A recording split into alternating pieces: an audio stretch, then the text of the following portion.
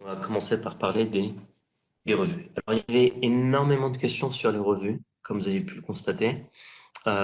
Et c'est des questions qui portent sur les revues, mais à différents niveaux. Et ça, c'était assez intéressant. Donc, ce que j'ai essayé de faire, encore une fois, comme je vous l'ai mentionné, j'ai pas forcément les réponses à toutes les questions. Je vais essayer de répondre du mieux que je peux, soit par rapport à ce qui se fait chez nous dans le Clarivate Analytics, dans le Web of Science, parce qu'il y avait des questions sur l'indexation, par exemple, soit de par mon expérience par rapport à ce qu'on voit sur le terrain. OK? Alors, euh, revue. Qu'est-ce qu'une revue? Première question, c'était une question assez intéressante, c'est qu'est-ce qu'on entend par revue? C'est une question intéressante, pourquoi? Parce que c'est quelque chose qui est en évolution. Une revue, c'est un ouvrage, on l'appelle aussi journal scientifique, d'accord? Et c'est aujourd'hui une publication périodique. Donc on va avoir une revue hebdomadaire, ou un journal scientifique hebdomadaire, mensuel, trimestriel ou même annuel, d'accord? Et qui est édité sous la forme d'une revue ou d'un, d'un magazine, ok? Et c'est un des types de communication qui est utilisé par les chercheurs pour publier et présenter leurs travaux. Et bien sûr, chaque revue a une certaine audience, j'ai envie de dire, auditoire. Et donc, euh, vous vous adressez à un public spécialisé. Les revues vont traiter de sujets précis.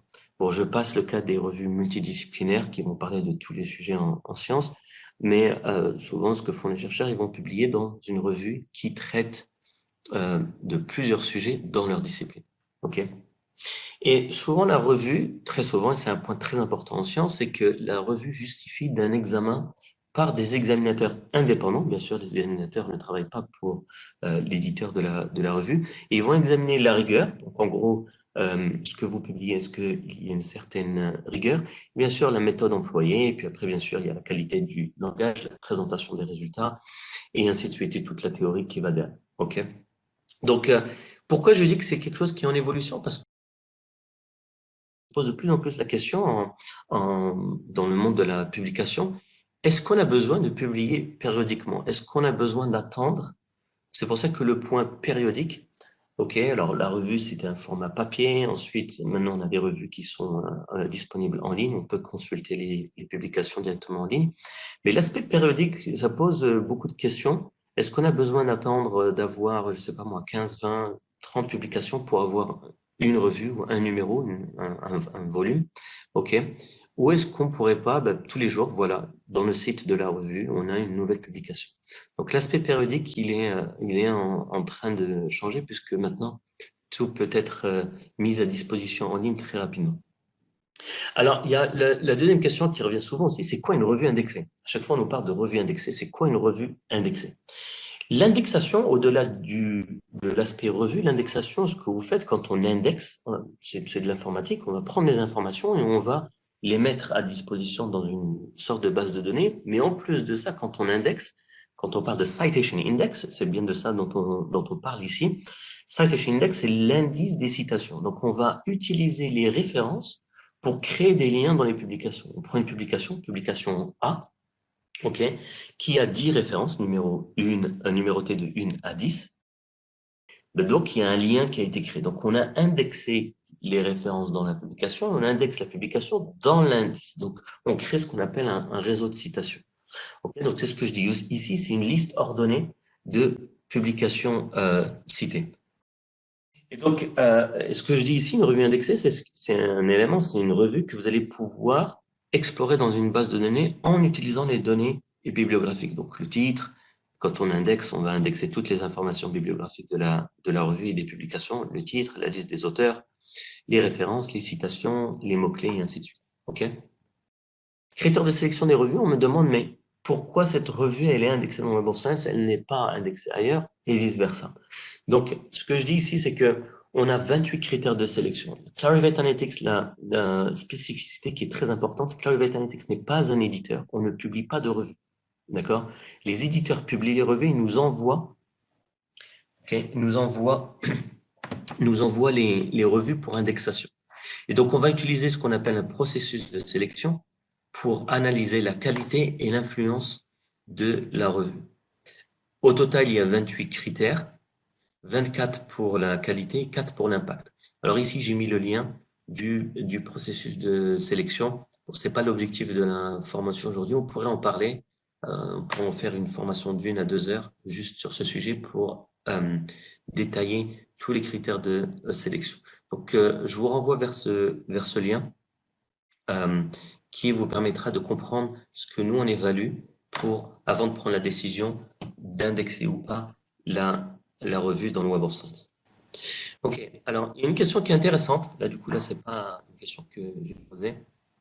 Euh, Est-ce qu'on peut rechercher des journaux scientifiques par fréquence de publication, c'est-à-dire le nombre de numéros par an?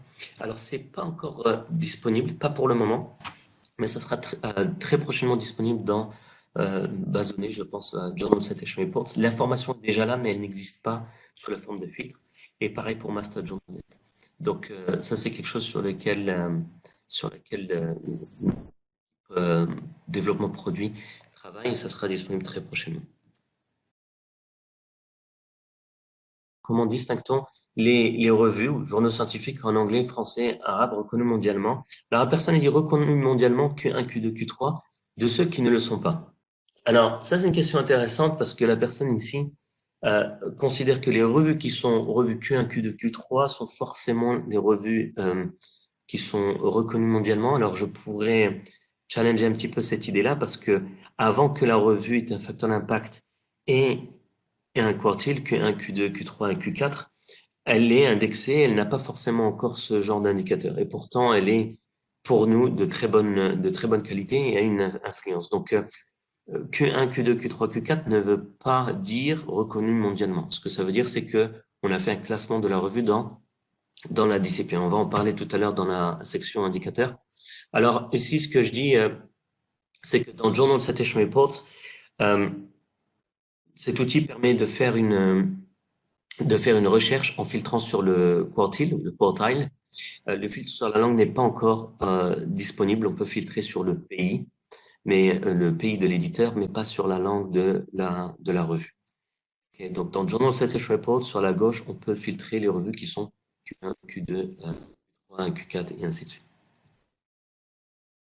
Ok, est-ce que le fait de publier dans un journal ou dans une revue hébergée par l'EMIS peut nous autoriser à soutenir nos thèses, sachant que rien n'est indiqué dans la charte du doctorant concernant l'indexation? L'hébergement par l'IMIST d'une revue et son indexation dans le Web of Science ou dans les autres bases de données bibliographiques sont totalement indépendants. C'est-à-dire que l'hébergement, c'est, j'ai envie de dire, c'est un support fourni par l'IMIST pour héberger les revues, d'accord? Mais c'est quelque chose qui est totalement indépendant de l'indexation dans le Web of Science. On peut être hébergé, une revue peut être hébergée dans l'IMIST sans être indexée dans le Web of Science et vice-versa. On peut être indexé dans le Web of Science pour une revue marocaine sans être hébergé par les MIST. Et ça peut être les deux. Une revue peut être hébergée par les MIST et être indexée en même temps. Donc là-dessus, sur la charte, je ne sais pas si le caractère hébergement par les MIST vous permet de soutenir. À ma connaissance, c'est plutôt l'indexation qui est analysée ou qui est vérifiée pour la revue. Dans ce cas-là, moi, je vous conseille d'approcher les MIST et de poser cette question. Mais encore une fois, ici, je voulais faire la distinction entre hébergement par les MIST ou par n'importe quel organisme, ok, et l'indexation. Les revues payantes sur les MIST, j'imagine hébergées par les MIST, ont-elles une valeur inférieure à celle gratuite? Alors ici, encore une fois, qu'est-ce qu'on entend par valeur? Le fait qu'une revue soit payante n'a, encore une fois, selon moi, aucune relation avec la qualité ou la valeur de la revue. Encore une fois, en termes de publication, de mode de publication, les éditeurs ont plusieurs modes de fonctionnement. Des revues qui sont open access, gratuits, accès ouvert, et donc l'auteur va payer pour mettre à disposition sa publication gratuitement à tout le monde. Il y a d'autres modèles, modèles traditionnels, ok, où c'est l'éditeur qui va faire payer le lecteur, donc sous forme d'abonnement. Donc encore une fois, le paiement et ces deux revues ont une qualité similaire, j'ai envie de dire. Donc c'est des modes de publication qui sont différents. Ok. Ok. Un journal hébergé par Emis peut-il être payant? Alors je pense que oui. La réponse est oui. parce qu'encore une fois, c'est l'éditeur qui décide de son mode de publication. Encore une fois, j'ai pas la liste exacte des revues hébergées par les MIST. Il faudrait demander éventuellement soit les MIST, soit au niveau des revues. Mais encore une fois, ça, je pense que c'est des aspects qui sont indépendants les uns des autres. On continue avec les revues. Est-ce que les articles ou contenus en français que l'on peut trouver dans le Web of Science existent également dans Google Scholar? La réponse est oui. La réponse est oui, parce que Google Scholar, dans son ensemble, capture tout ce qui est disponible sur Internet. Alors que le Web of Science, indexer, on va indexer et faire une sélection des revues et indexer toutes les publications publiées dans ces revues-là. D'accord? Donc, encore une fois, les bases de données ne sont pas totalement indépendantes. Ok, alors quel est le journal où doit publier un chercheur en logistique? Alors, ce que je disais, il y a des gens qui ont posé des questions très spécifiques à leur sujet. Donc, ce que je vais faire, c'est que je vais le faire juste pour ce sujet-là, du coup. Ok. Il y a plusieurs façons. Bon, déjà là-dessus, je vous renvoie vers vers l'enregistrement de la session sur le choix de la revue, qui sera disponible très prochainement. On a fait une session qui était dédiée à cette question. Dans quelle revue je peux publier? Ok. Alors, il y a plusieurs moyens d'identifier les revues pertinentes selon votre sujet. Alors, il y a bien sûr l'analyse de vos résultats. Il suffit d'aller dans le Web of Science, faire une recherche sur votre sujet de recherche et analyser les revues qui ont déjà publié. Et là, ça vous donne qui, une liste de revues qui pourrait coller à votre manuscrit. D'accord? Ensuite, il y a Journal Citation Reports. Là, la personne mentionne la logistique comme domaine de recherche. OK? Et donc, dans ce cas-là, ce qu'on peut faire, on peut aller dans la catégorie des revues indexées avec facteur d'impact et on fait un filtre sur la catégorie, on analyse les revues. Ça, c'est aussi une autre façon de faire. Et enfin, Manuscript Match, c'est une fonctionnalité qui est disponible dans EndNote Online où on peut suggérer des revues selon le titre et les mots disponibles dans votre résumé. À partir du titre et du résumé, on peut avoir une liste de revues indexées avec facteur d'impact. Alors pour plus d'informations, c'est ce que je vous dis ici. Alors je vous invite à visionner l'enregistrement de la formation sur le choix de la revue. Et encore une fois, elle sera disponible très prochainement. Alors, on continue avec les revues. Pour les journaux indexés, c'est quoi la différence entre les journaux payants et gratuits? Alors encore une fois, c'est vraiment le mode de publication. Okay. C'est comme si je devais faire une analogie. Voilà, vous avez vous avez une télévision et puis il y a des chaînes qui sont gratuites, des chaînes où vous pouvez regarder un programme, et il y a d'autres chaînes pour lesquelles elles sont payantes. C'est le mode de publication, de diffusion qui est différent, d'accord? Les deux, en termes de qualité, auront la même qualité, puisque pour nous, en termes d'indexation, les critères de qualité sont les mêmes, les critères d'impact sont les mêmes, ok? C'est juste le mode de publication ou de diffusion qui est choisi par l'éditeur. Donc, hormis le paiement, hein, ce que je dis ici, il n'y a pas de différence. Dans le Web of Science, les critères de qualité d'impact sont les mêmes, peu importe le mode de publication. Encore une fois, Clarivate Analytics n'est pas un éditeur, c'est des éditeurs qui vont nous envoyer la revue finale, c'est-à-dire la revue publiée. Okay. Comment ils l'ont publiée? Quel mode de... Est-ce que c'est accès ouvert? Est-ce qu'il y a un embargo, etc. Ça, c'est autre chose. D'accord. Alors, je reprends ici. Donc, la personne demandait si on cherche sur Simago la revue JMES de M. Belkher Oujda. Nous trouvons qu'il est 2017 cancelled. Donc, je pense que ce que ça veut dire, c'est qu'à un moment donné, cette revue était bien indexée, mais aujourd'hui, elle a été retirée de la base de données Web of Science. Donc, Simago, c'est une autre base de données. Moi, ce que je peux vous donner, c'est la visibilité du point de vue Web of Science. OK? Vous avez vu comment j'ai fait, j'ai été dans Master Journalist et j'ai cherché sur un SSN. C'est ce que j'ai fait ici. Master Journalist, encore une fois, je vais refaire. D'accord? Donc, j'ai trouvé le SSN, j'ai été sur le site de la revue, j'ai trouvé le SSN de JMES, je cherche et je trouve aucun résultat, donc la revue n'est pas indexée dans le Web of Science. Si elle était indexée, on aurait le détail de son indexation. Ok, alors quelqu'un pose une question sur for a journal called Lingua in Web of Science. It has a quartile 2, Q2, but Scopus, it has a percentile 79%. Et donc, bien sûr, 79%, ça fait un quartile 1, Q1. Qu'est-ce que ça veut dire? Alors, encore une fois, là, on parle de deux bases de données différentes qui ont des contenus différents, donc des tailles différentes et des nombres de citations différents. D'accord? Dans le Web of Science, Lingua, il est classé 85e sur 184 en 2018 en utilisant le facteur d'impact. D'accord? Donc, si on fait le calcul, 184, si on découpait 184 en 4 parties égales, 4 quartiles, Q1, le premier 25%, Q2, Q3, Q4, 85 place cette revue dans le deuxième quartile, dans le deuxième 25%. OK?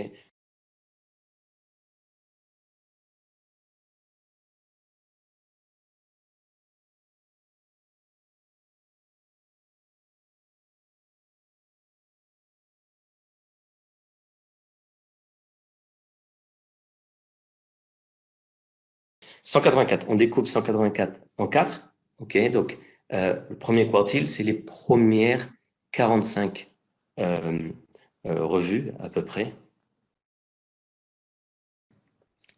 46 revues, 45 revues, ouais. Ensuite, 46 à 90, c'est Q2, donc celle-ci, elle est 85e, donc elle est Q2.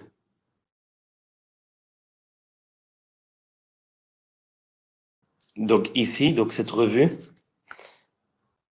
elle est dans le deuxième 25%. Je reprends 184, si on divise 184 en 4, donc on a à peu près 45, pardon, j'arrête pas de dire 90, on a à peu près 45. Si on prend 184, on le divise en 4, on a à peu près 45. Les 45 premières revues, on les appelle Q1.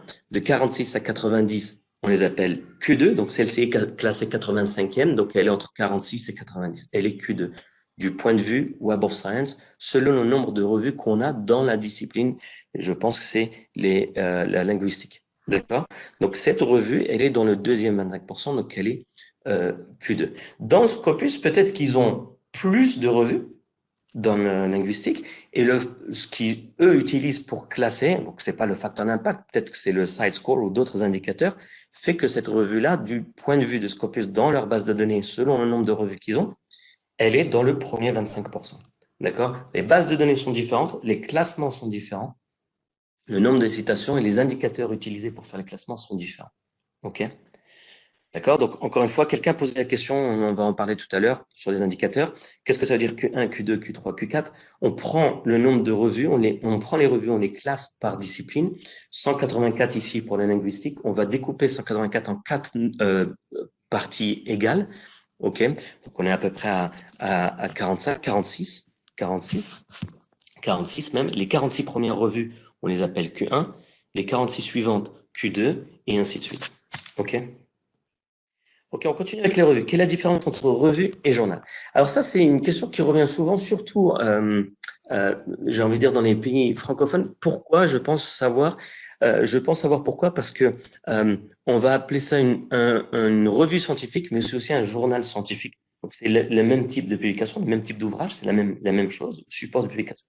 Par contre, il y a un type de publication qui s'appelle review, que certains vont traduire par une revue de la littérature. Je fais une revue de la littérature, ou synthèse bibliographique, ou un examen, ou une révision de la littérature. Et je pense que des fois, ça porte à confusion.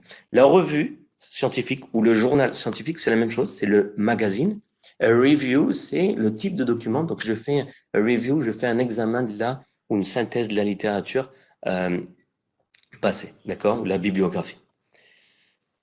Euh, Est-ce qu'il y a des revues de l'IMIS qui sont indexées? Oui, je pense que oui. Pour plus d'informations, il faut contacter l'IMIS pour avoir la liste complète. Euh, Comment peut-on utiliser un filtre par percentile?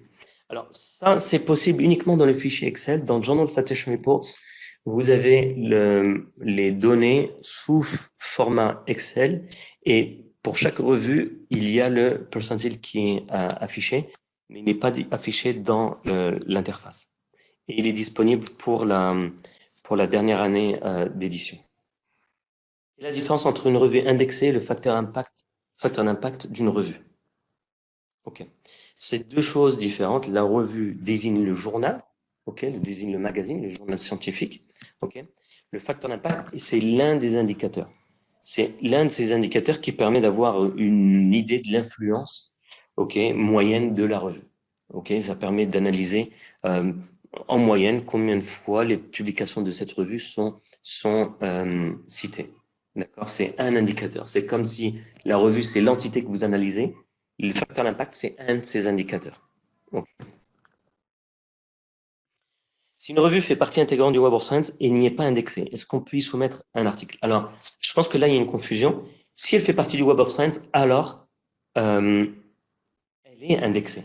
Là, je parle de Web of Science Core Collection parce que souvent, au niveau des gouvernements, au niveau des universités, une revue peut être dans le Web of Science sans pour autant être considérée par cette entité-là comme une revue indexée parce qu'ils vont s'intéresser uniquement au Web of Science Core Collection. D'accord? Donc, ça, on en reparlera après dans l'indexation. Donc, euh, donc, et oui, donc du coup, c'est à l'indexé. Ben oui, on peut y soumettre un article. Qu'est-ce qu'une revue en libre accès? Quels sont les autres types de revues et dans quelle revue publier? Alors, trois questions dans la même question. Qu'est-ce qu'une revue en libre accès? Encore une fois, c'est le mode de publication. C'est comment l'éditeur a décidé de mettre à disposition les publications. OK. Et donc, sans aucun paiement ni abonnement. Le texte intégral, vous l'avez, il est disponible sans pour autant vous abonner à la revue. OK. Les autres types de revues, alors il y a plein de modèles. Il y a les modèles qu'on appelle hybrides, c'est-à-dire que vous allez publier dans une revue et vous avez l'option de publier votre article en accès ouvert. D'accord? Donc, la revue a un mode, j'ai envie de dire, un petit peu mélangé, où il y a un abonnement pour publier, pour lire cette publication, il faut payer la publication individuelle ou alors il faut s'abonner. Pour d'autres publications, l'auteur a décidé qu'il prendrait l'option accès ouvert. Donc il y a plein de modèles euh, qui permettent de publier différemment. OK? Dans quelle revue publier? Bon, on a répondu à cette question. Il y a une formation qui a été faite là-dessus sur le choix de la revue. J'y ai déjà répondu tout à l'heure, où je vous ai résumé les points que vous pouvez utiliser pour identifier les revues les plus pertinentes. Est-ce que toutes les revues qui figurent dans le Web of Science sont considérées comme des revues indexées? Alors, j'ai répondu. La réponse est et oui, celles qui sont dans le Web of Science Core Collection sont considérées comme indexées selon notre propre processus de sélection. Ça, c'est important. Les revues peuvent être indexées dans d'autres bases de données du Web of Science sans pour autant être indexées dans la Core Collection. Pourquoi? Parce que les bases de données ne sont pas forcément, bon, elles sont pas forcément indépendantes. Il y a des overlaps, il y a des intersections. OK? On peut figurer dans le Web of Science, je pense par exemple à Medline, sans être indexé dans Web of Science Core Collection ou dans PubMed, sans être pour autant être indexé dans Web of Science Core Collection.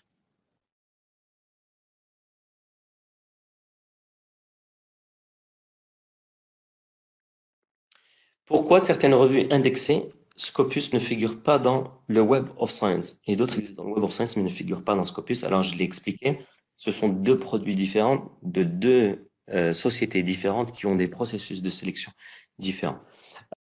Et donc là, je résume en disant les processus de sélection sont différents, donc les choses sont faites de manière différente. Et là-dessus, je veux reprendre ici. Il y a des revues qu'on va trouver indexées dans le Web of Science et à la fois dans Scopus. Il y a d'autres revues qui sont que dans le Web of Science, mais pas dans Scopus, et vice-versa. Des revues qui sont dans Scopus, indexées dans Scopus et pas dans le Web of Science. C'est quoi un Open Access Journal? Euh, c'est une revue dont le contenu est en accès ouvert. Donc ça, c'est ce que j'ai répondu. Alors désolé, j'ai mis là en gras.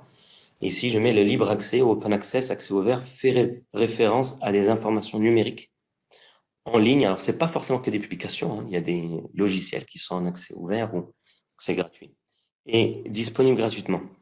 Et donc, souvent, ce qui se passe, c'est que les barrières au droit d'auteur, quand vous publiez un article, vous allez avoir une charte de licence ou de droit d'auteur. Donc, ils sont généralement moins restrictifs. Donc, on peut partager sans se soucier du partage. OK? Comment on identifie un journal prédateur? Alors, ça, c'est une question un peu compliquée. Pourquoi? Parce que la définition d'une revue ou d'un journal prédateur, elle est pas 100% claire.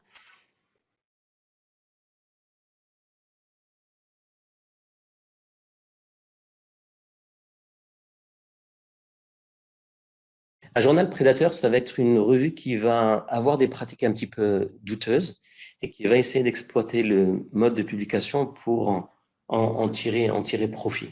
Ok, donc il va y avoir plein de pratiques. Ça peut être, je sais pas moi, on vous promet d'être publié très rapidement en échange d'argent. Ça peut être, c'est pas forcément lié à l'argent, hein. Ça peut être, oui, notre revue elle est top et dans notre comité d'édition il y a telle et telle personne, alors que c'est pas vrai. Ces personnes-là ne sont pas impliquées dans l'édition de la revue. Donc c'est plein de choses. Comment identifier un journal prédateur? C'est pas facile. Il faut passer du temps sur la revue, voir ce qui est publié dans la revue, qui est derrière la revue, est-ce que ça a l'air sérieux, est-ce que les gens font référence à cette revue-là, est-ce que c'est une revue de qualité. Donc tous ces éléments-là à prendre en compte. Ok, comment savoir est-ce qu'un journal a des peer reviewers ou non? Ok, c'est relativement simple. L'éditeur, s'ils ont un processus d'examen par les pairs, normalement, ils mentionnent ça sur leur site. Ok, ils vont dire, voilà, on a un processus en place. Chez le Web of Science, c'est un des points les plus importants, l'examen par les pairs. Toutes les revues indexées ont justifié ou justifié l'existence d'un tel process au sein au sein de l'édition, au sein de l'éditeur.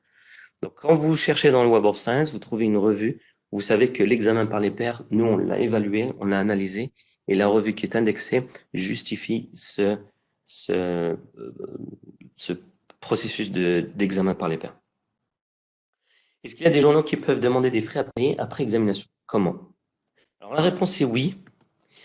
Et l'éditeur va justifier ses frais selon les services fournis aux auteurs. Ce qui passe généralement, encore une fois, c'est généralement, vous allez soumettre un article à un éditeur pour publication dans une revue, vous faire une sélection rapide, vous dire OK, on va analyser, ça rentre dans le flot d'examen par les pairs.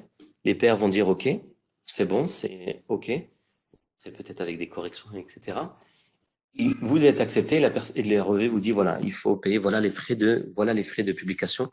Alors souvent, les frais de publication, normalement, ça ne doit pas être une surprise. Si vous allez sur le site internet de la revue, vous savez tout de suite si la revue fait payer et combien elle fait payer. Pourquoi ils font payer? Si vous mettez du point de vue, alors je justifie pas et je cautionne pas forcément, il y a d'autres moyens de publication, il y a d'autres moyens de publication. Mais l'éditeur, ce que va dire l'éditeur, c'est que ils vont vous fournir des services d'édition. Ils vont vous fournir des services d'édition et donc dans ce cas-là, ce qui va se passer, il y a il y a toute l'édition en fait, l'impression, l'hébergement sur le site internet, etc. Tout ça, ça a un coût et c'est comme ça que eux le justifient. Ok. Il y a des journaux qui peuvent quitter Web of Science juste après une période. Ils sont donc des journaux prédateurs. Comment les éviter? Alors là, il y a un gros raccourci qui a été fait. C'est pas parce que vous avez été retiré du Web of Science que vous êtes une revue prédatrice. En aucun cas. C'est peut-être potentiellement l'une des raisons, mais pas uniquement la seule raison.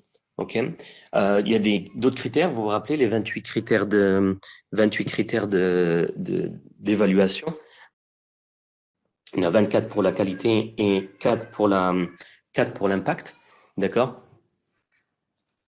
Si la revue ne respecte pas ces critères, alors on l'enlève. Tous ces critères-là ne concernent pas que les journaux prédateurs ou le caractère prédateur des revues. Ok. Donc, donc ça c'est un point à garder en tête. Une revue qui est enlevée du Web of Science n'est pas forcément une revue prédatrice. Je prends par exemple je prends le cas de la publication à temps. Si la revue ne publie plus à temps ou ne respecte plus sa fréquence de publication, nous, ça c'est un critère qui est suffisant pour enlever la revue de la base de données. D'accord? Et une revue qui ne publie pas à temps n'est pas forcément une revue prédatrice. Vous voyez ce que je veux dire? Donc, ce que je dis ici, les revues ne sont pas, ou ces journaux ne sont pas forcément prédateurs. Ils peuvent avoir failli sur d'autres critères de qualité, publication à temps, par exemple. Et dans tous les cas, la revue qui est enlevée du Web of Science a failli sur des critères de qualité. Elle peut ne plus avoir assez d'influence et passer dans Emerging Source Citation Index, mais la revue maintient la qualité.